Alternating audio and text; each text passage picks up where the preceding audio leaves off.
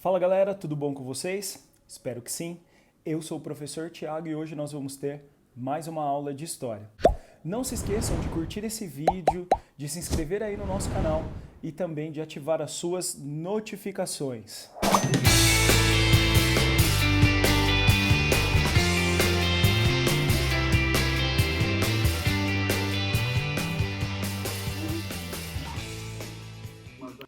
O nosso tema de hoje será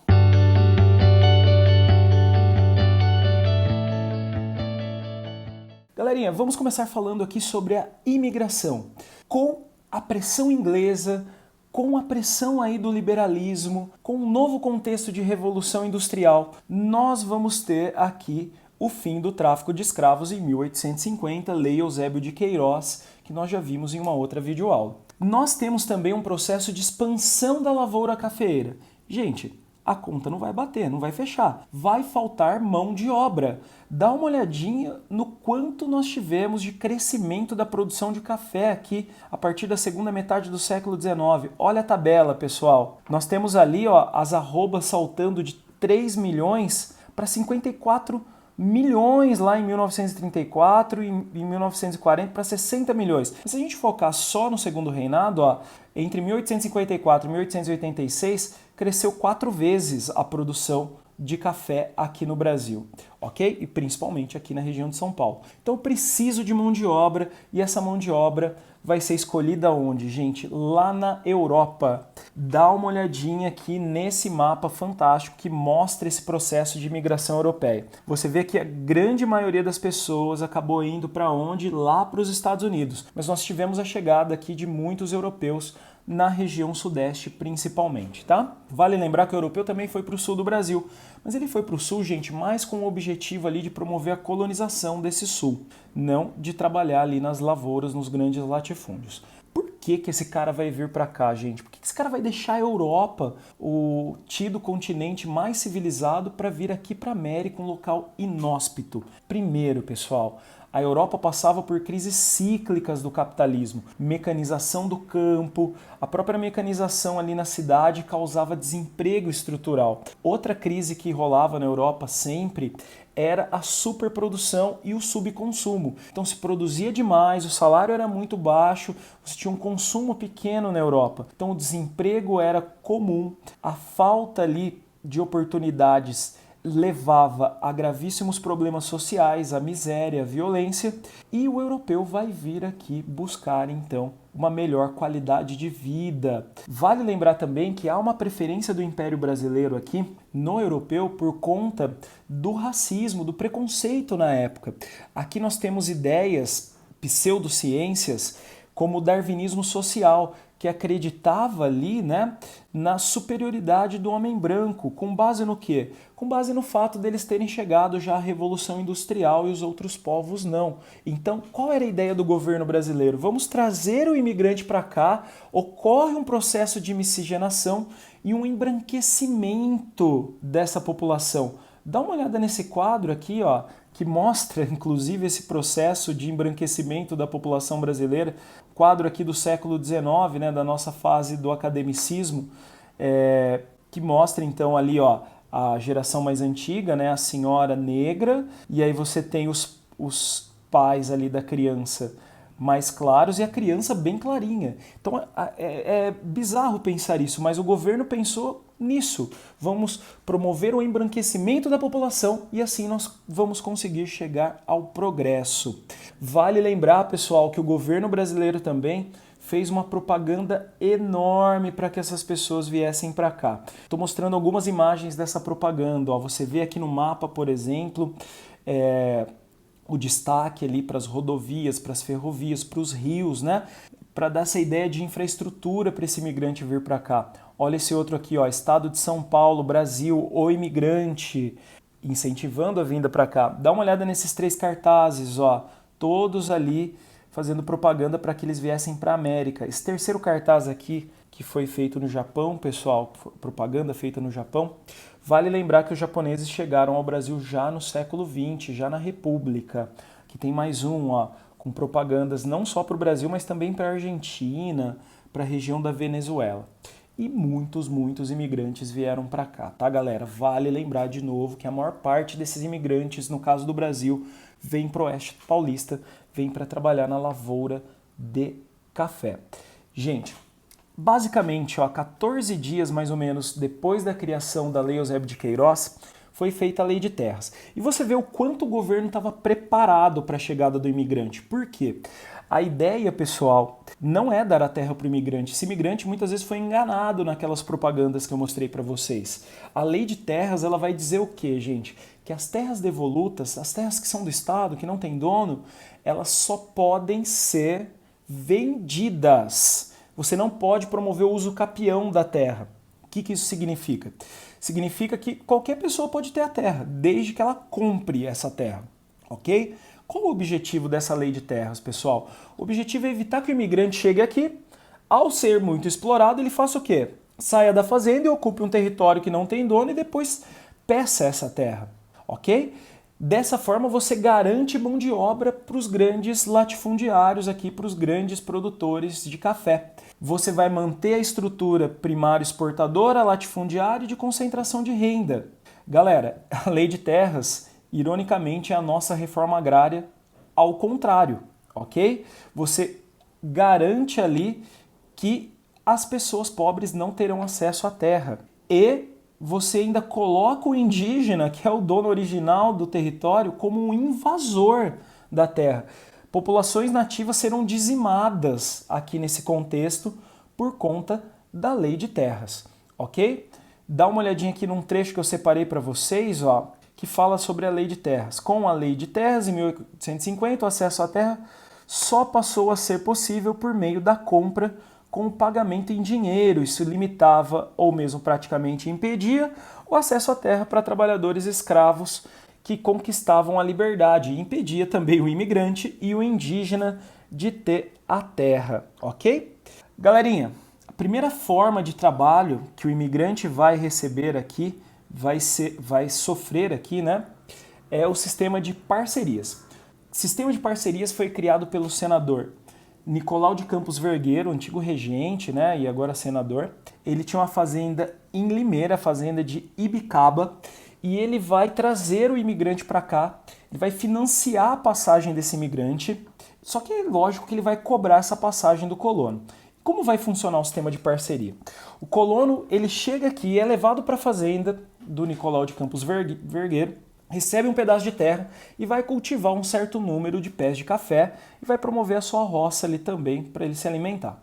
Não vai receber nada desse fazendeiro, vai trabalhar durante ali um ano praticamente, até que você tenha a colheita e a venda desse café. Depois que o café é vendido, você divide o lucro entre fazendeiro e colono europeu.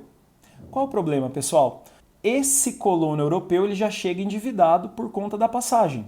E ele vai passar um ano, pessoal, se endividando ainda mais com esse fazendeiro, né? Comprando, por exemplo, ali da própria fazenda, os seus mantimentos, suas roupas, as suas ferramentas. Quando acaba o ano, quando ele vende o café e quando ele vai dividir o lucro, ele tem uma dívida muito maior do que ele tem a receber. Então a situação, gente, é gravíssima. Nós vamos ter no sistema de parcerias aqui um enorme fracasso. Ok? E esse fracasso, pessoal, é causado então por conta dessa violenta exploração, desse endividamento. Há uma mentalidade escravista muito grande também, esses colonos são maltratados. Nós teremos uma revolta aqui desses colonos, que é a revolta dos parceiros, e muitos países europeus, inclusive, vão proibir a vinda de imigrantes para cá por conta dessa situação terrível que o Brasil promovia no sistema de parcerias. Vale lembrar também que nós teremos uma nova forma de trabalho para atrair o imigrante para cá. Isso ocorre principalmente a partir da década de 1870, quando começa a faltar mão de obra, né, aqui no Oeste Paulista principalmente, o café está se expandindo, o tráfico de escravos já cessou há praticamente 20 anos, então nós teremos a imigração subsidiada. O que significa isso? Significa que o Estado vai pagar a vinda do imigrante, ok? Dessa forma, pessoal, o imigrante chega sem a dívida e ele vai trabalhar de forma assalariada e até com participação aí nos lucros dessa fazenda. Vale lembrar, gente, que a exploração era violentíssima, muitos desses colonos não aceitavam essa exploração, fugiam da fazenda, iam para a cidade ou voltavam para a Europa ou iam até para outro país. Né? Tirei até um recorte de jornal da época, né, de um jornal criticando aí esses imigrantes. Mas olha ali no meio da manchete, ó, nem sempre o que não dever acontecer são postos o devido cuidado e a precisa vigilância e admissão dos imigrantes que muitas vezes, longe de virem ser elementos colaboradores do progresso do país, se constituem em fatores negativos, desviando-se do fim que os trouxe para cá. Olha lá, ó, vindos para trabalhar na lavoura, mantêm-se nas cidades à procura de emprego. Lógico, gente, eles são muito explorados, mesmo com trabalho assalariado, ok? Dá uma olhadinha na tabela de entrada de imigrantes, pessoal. Olha ali que ela começa a partir de 1874 e vai até o fim do Segundo Reinado. Dá uma olhada que vai crescendo o número de imigrantes e vai crescendo principalmente em São Paulo. Olha a porcentagem de imigrantes que vinham para São Paulo, como ela cresce aí com o passar dos anos. Vamos destacar algumas datas? Olha 1888, pessoal. Por que vieram tantos imigrantes para cá? O que aconteceu em 1888? Nós tivemos a abolição da escravidão. Agora olha em 1889, pessoal, como caiu pela metade praticamente o número de imigrantes. É a proclamação da República, a instabilidade, o medo era muito grande, não se sabia o que aconteceria no Brasil, ok? Então nós teremos uma grande quantidade de imigrantes. A consequência óbvia é que nós vamos ter uma miscigenação ainda maior. Aqui no estado de São Paulo, onde eu moro, por exemplo, você sente essa miscigenação, você percebe ali uma população com bastante sincretismo, né? Há muitos descendentes de italianos, por exemplo, aqui na região de São Paulo. Bem, vamos falar de outras transformações socioeconômicas que aconteceram aqui. Nós tivemos no Brasil, aqui no Segundo Reinado, na segunda metade do século XIX, surtos industriais. Tá? O que eu destaco para vocês? Quais os fatores que levaram a esses surtos industriais? Primeiro, em 1844 foi criada a Tarifa Alves Branco, que aumentou as taxas alfandegárias aos ingleses. O inglês pagava só 15% de imposto para vender o produto para cá. Em 1844, gente, com a Tarifa Alves Branco, dobrou a taxa alfandegária para 30%. Se fosse um produto feito no Brasil, quadruplicava, ia para 60% de impostos. Isso permitiu o quê? Que pequenas fábricas fossem criadas no Brasil e começassem a produzir e rivalizar com produtos ingleses que acabavam sendo mais caros. Galerinha, a burguesia do café, como eu já disse para vocês numa outra aula, ela investe em outros setores, ela vai investir na urbanização, ela vai investir ali na indústria. A Lei Eusébio de Queiroz, pessoal, incentivou a vinda de imigrantes porque proibiu o tráfico de escravos, que eu já falei para vocês numa outra videoaula. E o que vai acontecer? O imigrante, gente, ele é um trabalhador livre, ele é consumidor, por menos que ele receba, ele é um consumidor. Isso incentiva a produção industrial aqui também, tá? E vale lembrar que a própria ferrovia que chegou aqui nesse momento histórico incentiva a criação de cidades, permite o aumento também do mercado consumidor, a circulação de mercadorias e vai permitir esse surto industrial, tá? Galerinha, destacamos com relação a esse processo de surto industrial dois momentos. Primeiro, na metade do século, quando nós tivemos aqui um grande nome, que era o Irineu Evangelista de Souza, conhecido também como Barão de Mauá, construiu várias fábricas, foi responsável pela criação da primeira ferrovia em parceria com os ingleses, foi dono de bancos como o Banco do Brasil, o Banco do Uruguai, esticou até um cabo de telégrafo entre o Rio de Janeiro e Portugal, dando ali a primeira possibilidade de contato direto com a Europa que o Brasil teve no século XIX. Tá? Destacamos também, pessoal, nesse momento, a chegada de imigrantes a partir de 1870, que aumentou muito o mercado consumidor e permitiu também um novo surto industrial por conta disso, por conta aí desse crescimento do mercado consumidor e das cidades, tá, gente? O que mais que eu destaco para vocês? Destaco, obviamente, a construção de ferrovias gigantesca nesse momento, tá? Lógico, se nós compararmos o Brasil com outros países aqui no século XIX, nós ficamos muito atrás, né? Então, se eu mostrar aqui para vocês, por exemplo, ó, essas são as ferrovias principais que nós tivemos no Brasil no século XIX.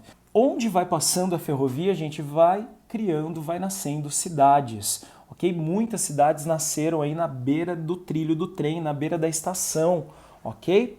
Então a ferrovia é algo muito importante para o desenvolvimento aqui da região. E nós teremos inclusive um crescimento da população de São Paulo, principalmente por conta do café, por conta de todas essas mudanças que estão acontecendo. Dá uma olhadinha aqui, pessoal, nessa tabela. População de São Paulo em 1854, olha só, 417 mil do estado, tá, gente, da província. Olha, em 1886, gente, nós já temos uma população 3 vezes maior, 1.200.000 pessoas já estão aqui em São Paulo. Tudo isso por conta do café, por conta dessas cidades que estão crescendo, por conta da ferrovia, ok? Óbvio que uma sociedade mais urbana leva uma sociedade ali com menor analfabetismo, com maior circulação também de ideias. Vale lembrar que nós teremos aqui 2 novos grupos sociais muito importantes. A burguesia do café, que quer maior participação política, que busca ali o federalismo, e nós temos também os imigrantes. O imigrante que quer cidadania, pessoal, que quer ter direitos, né? Qual é o grande problema desse momento histórico, pessoal? O próprio império. As mudanças são gigantescas, é ferrovia, é cidade, é barão do café, é imigrante. E o império, pessoal, ele não se adapta a essas mudanças. Ele não atende à necessidade do imigrante, ele não atende o desejo de participação aí dessa burguesia do café. Então nós teremos o quê? Nós teremos um processo ali de enfraquecimento do império que vai levar ao seu fim em 1889. Tudo bem?